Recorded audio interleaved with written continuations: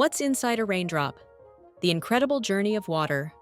Ever wondered what's inside a single raindrop? Is it just plain water? Not quite.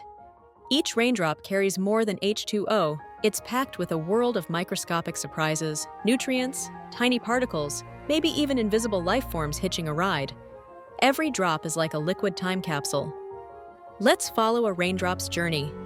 It begins as water vapor rising from oceans, lakes, or even your favorite mug of tea. Up in the sky, it becomes part of a cloud, swirling and bouncing until condensation makes it heavy enough to fall back down. A perfect raindrop is born. When these droplets land, they work magic, feeding thirsty plants, refilling rivers, or soaking into the soil to begin another adventure underground. Raindrops are nature's way of recycling water and keeping life flowing.